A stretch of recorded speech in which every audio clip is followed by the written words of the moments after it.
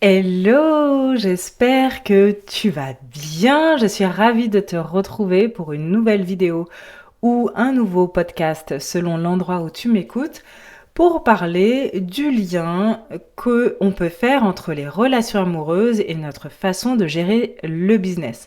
En fait, dans cette vidéo, je vais t'apprendre à mettre en miroir tes comportements dans les relations amoureuses et tes comportements dans ton business pour que tu comprennes en fait que les dynamiques relationnelles, quand on a une entreprise, elles sont pas à mettre au placard.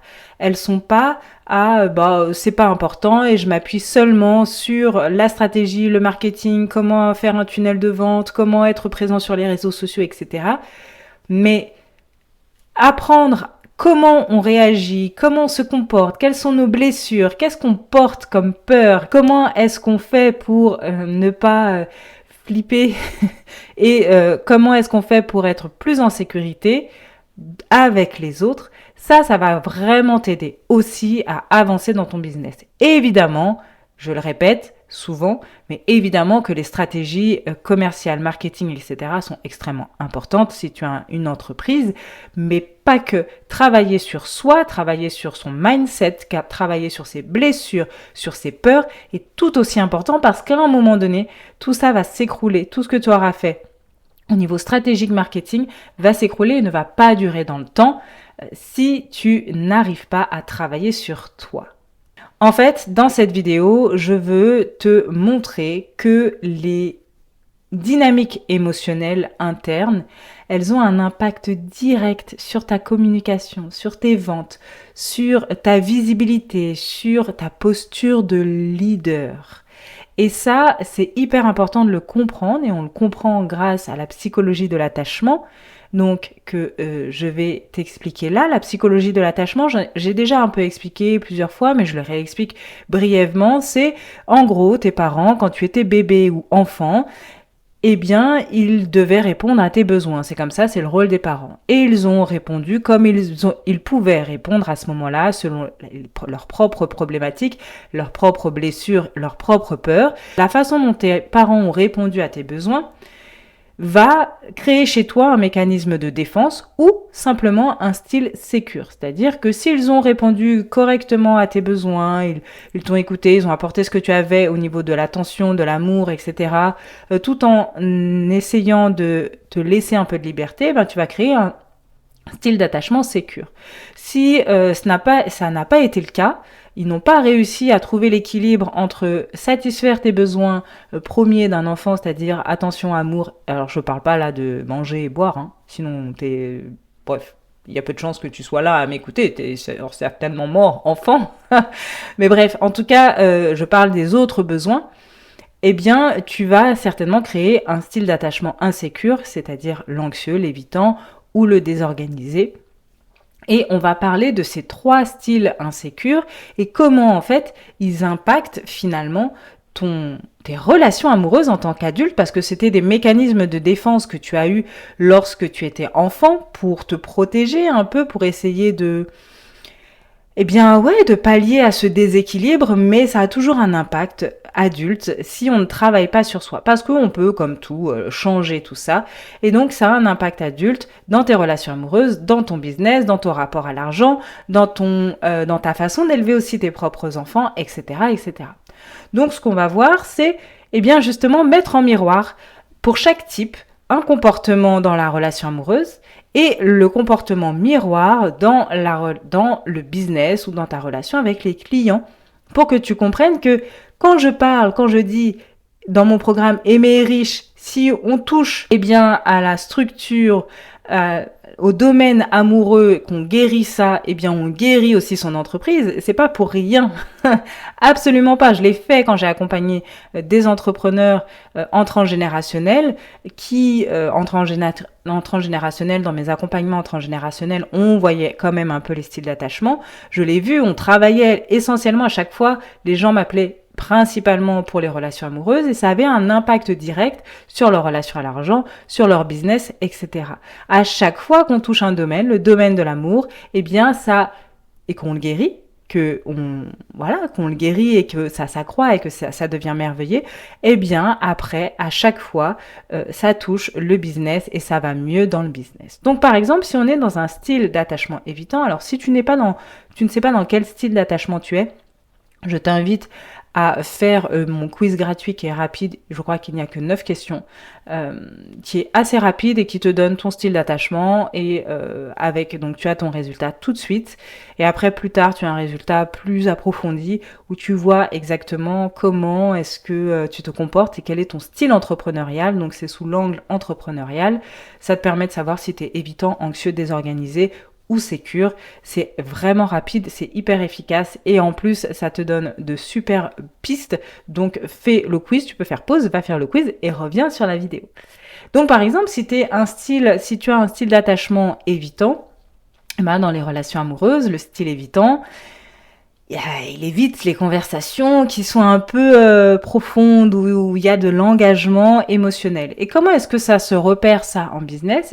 Il va pas se montrer, il va pas justement s'engager, aller dans l'engagement émotionnel, donc pas de vidéo, pas de visibilité, pas de vidéo, pas de photos, il va pas se mettre en avant, il va pas jouer sur l'émotionnel dans le marketing, absolument pas. Tu vas me dire, c'est pas forcément mauvais, oui et non, ça dépend ce que tu fais. Le style d'attachement évitant, il a une difficulté à exprimer ses besoins ou à demander de l'aide. Et dans son business, donc c'est-à-dire que dans le couple, il va être du genre à, il y a un conflit ou il doit faire quelque chose ou il va avoir du mal à dire ce dont il a besoin, à poser des limites et voire même à faire. Il va faire tout seul en fait, en mode moi je suis un indépendant, independent, ok, moi je suis indépendant, j'ai besoin de personne, même si tout le monde a besoin de tout le monde, ok, c'est pas de la dépendance, on est interdépendant, c'est ok, mais le style évitant, il est comme ça. Et ça va se rejouer aussi. Donc, il va éviter dans les relations amoureuses de demander de l'aide à son ou sa partenaire. Il va faire tout de son côté. Il va subir des choses. Il va peut-être même devenir passif-agressif parce qu'en fait, il n'a pas demandé d'aide, mais il n'est pas satisfait, il n'est pas content. Et dans son business, ça va être la même chose.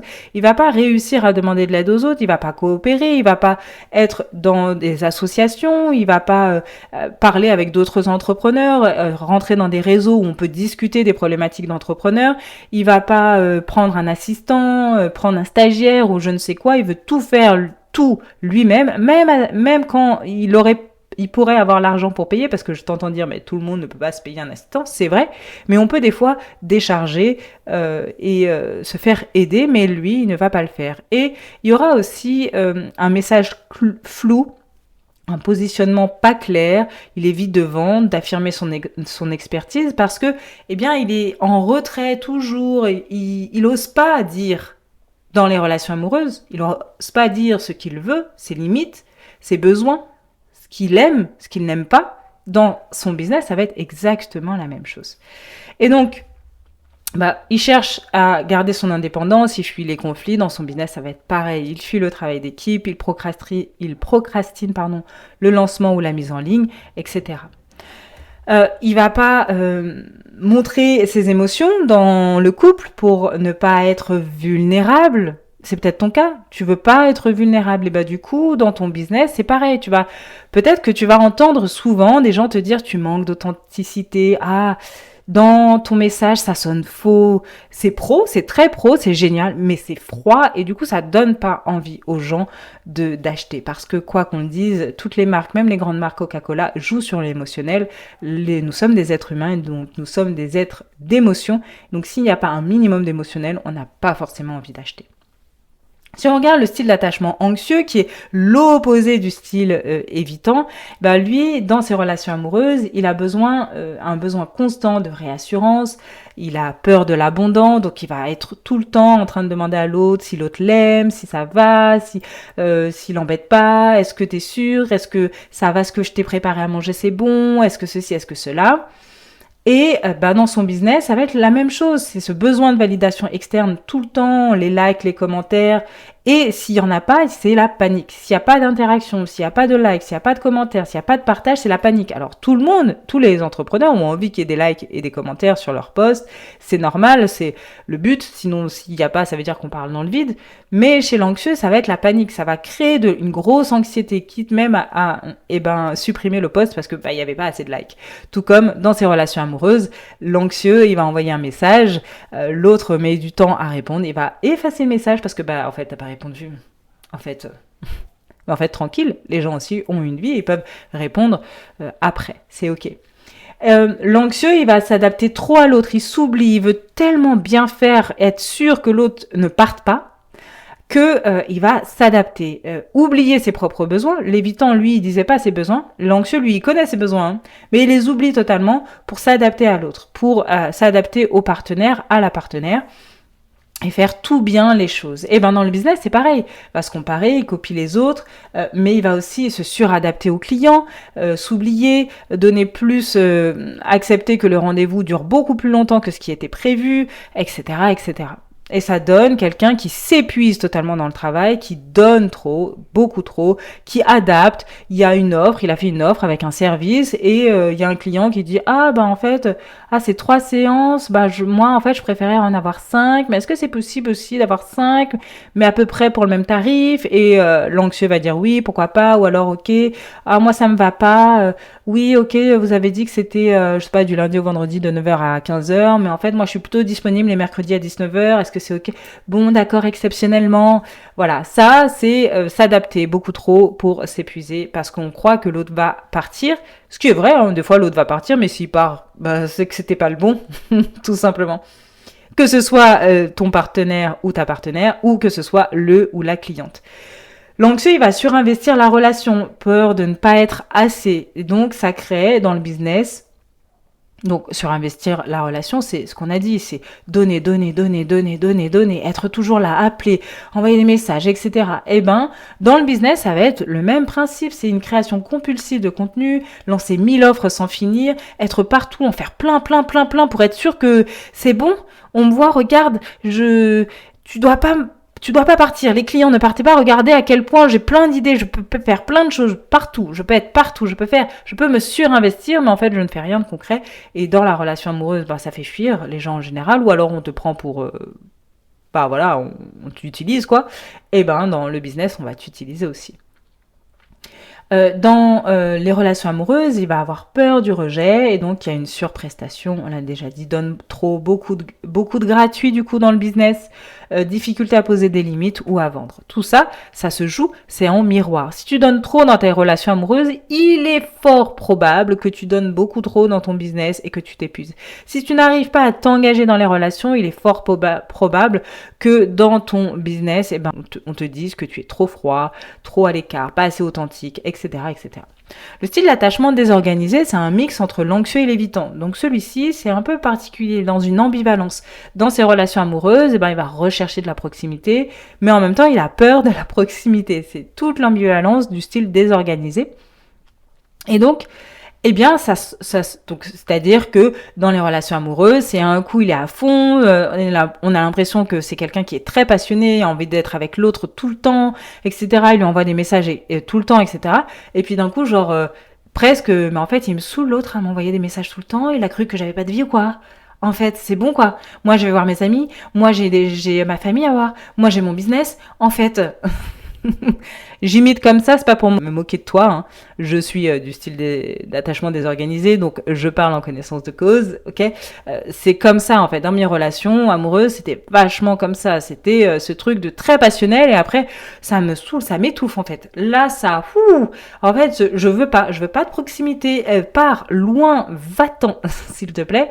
Et bien dans le business ça se retrouve également, c'est-à-dire qu'il y a des périodes d'hyper productivité et des fois avec des retraits complètement radicaux en fait. Il y a des phases où à fond sur les réseaux sociaux, toi qui me suis depuis un moment, tu as dû remarquer ça chez moi, être à fond sur les réseaux sociaux et puis plus rien pendant 3 mois, puis de nouveau à fond, puis plus rien pendant 3 mois, en mode, ouais, je donne, je suis à fond, c'est tellement génial, je m'éclate, et puis après, en fait, ça me saoule, c'est trop, ça me convient pas, etc.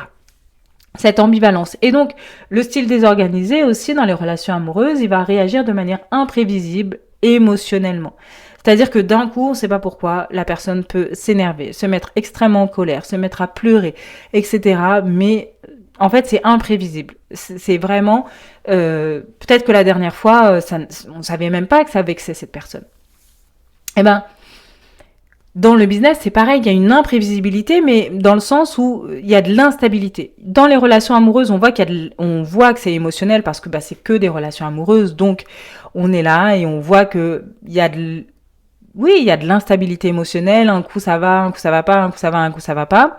Dans le business, c'est de l'instabilité dans les offres, dans les messages, dans les canaux utilisés. Un coup, je décide que j'aide les femmes, après finalement j'aide les hommes, après finalement je veux m'occuper des enfants, en fait je veux faire ci, après je veux faire du transgénérationnel, et puis pourquoi pas faire ça, etc. Alors là, je parle pas de multipotentialité où on a envie de faire ça, puis plus ça, plus ça, plus ça. Je parle vraiment d'instabilité, c'est-à-dire que en un mois, quelqu'un qui peut changer de tout au tout ses offres, ses messages, ses canaux de diffusion, sa cible, etc. Non pas par curiosité, mais vraiment par fuite. Ok ? Le style désorganisé dans les relations amoureuses, il y a une méfiance plus un besoin de l'autre, donc qui donne des conflits internes. C'est-à-dire que on ne fait pas confiance à l'autre, mais on a envie d'être avec l'autre. On a besoin d'être avec l'autre. Et dans le business, cette ambivalence, elle se crée avec la peur de l'échec et la peur du succès. C'est la peur de l'exposition et du succès en même temps. On a peur d'échouer, on a peur de ne pas réussir, etc. Mais en même temps, on a peur de rester invisible et de ne pas réussir, en fait. Et donc, ça donne une sorte de méfiance. Est-ce que, en fait, réussir, ça va pas me causer du tort ? Est-ce que échouer, ça va me causer du tort, mais est-ce que réussir, ça va pas me causer du tort ? Et dans les relations amoureuses, enfin, le style désorganisé, il peut saboter la relation, même en voulant qu'elle marche, parce que justement, avec cette instabilité, cette imprévisibilité, et donc dans le business, forcément, le style désorganisé s'auto-sabote en évitant les actions qui mènent à plus de clients ou de visibilité. Il va tourner en rond, il va être complètement instable, il va décider il va procrastiner sur ce qui compte vraiment dans le business pour faire des choses en fait qui ne comptent pas et qui ne vont pas l'aider à être plus visible, à avoir plus d'engagement et à avoir plus de clients. Et donc pourquoi je te dis ça ? Parce que si tu te reconnais dans un des schémas, encore une fois, si tu ne sais pas à quel style d'attachement tu appartiens et quel est ton style entrepreneurial, j'ai fait un quiz gratuit qui est disponible dans la description, qui est rapide et qui te donne du coup ton style entrepreneurial avec ce côté style d'attachement. Pourquoi je te dis ça ? Parce que le but, c'est d'arriver à un style sécure, c'est de pouvoir avoir un message aligné, une posture claire d'expert, de communiquer clairement ses besoins et ses émotions dans les relations.